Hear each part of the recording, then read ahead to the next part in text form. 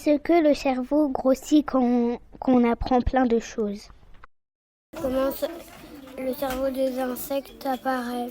Le cerveau est composé de plein de cellules qu'on appelle les neurones. Ces cellules peuvent discuter entre elles, s'échanger des messages pour te permettre d'apprendre de nouvelles choses par exemple. Pour cela, les neurones doivent être reliés. Un peu comme si on construisait des routes dans le cerveau pour que les informations circulent mieux. Plus tu t'entraînes pour réciter une poésie ou faire du vélo, plus les neurones qui te permettent de réaliser ces activités sont capables de communiquer efficacement. Ça ne fait pas grossir ton cerveau, mais ça le rend plus efficace, plus rapide. Et apprendre plein de nouvelles choses devient de plus en plus facile. Un peu comme un ordinateur qui ne change pas de taille, mais qui peut toujours stocker plus d'informations. Ton cerveau n'est pas le même depuis que tu es bébé. Lorsque tu grandis, toutes les parties de ton corps se modifient jusqu'à 18-25 ans. Tes muscles deviennent plus grands et plus forts, les os de tes bras, tes jambes et ta boîte crânienne grandissent. Au fur et à mesure qu'on grandit, le cerveau va grandir aussi. À 5 ans, c'est 90% de ton cerveau qui est déjà développé. Mais il ne va atteindre sa taille maximale que vers nos 30-40 ans. Mais pour ça, il faut manger équilibré, dormir suffisamment, faire du sport, prendre le soleil pour permettre à ton corps de bien grandir, mais aussi à ton cerveau de s'améliorer.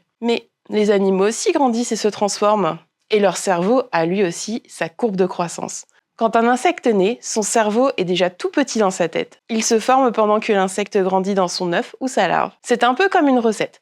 Les informations dans leur corps disent comment construire le cerveau petit à petit, et quand les insectes sortent de l'œuf, leur cerveau est prêt pour leur permettre de marcher, voler ou manger. Pour certains insectes, la transformation peut être spectaculaire. Pour le cerveau et l'ensemble du corps, comme par exemple les chenilles qui se transforment en papillons. En résumé, le cerveau est un super outil qui s'adapte et se modifie pour nous aider à grandir, à apprendre et à découvrir le monde.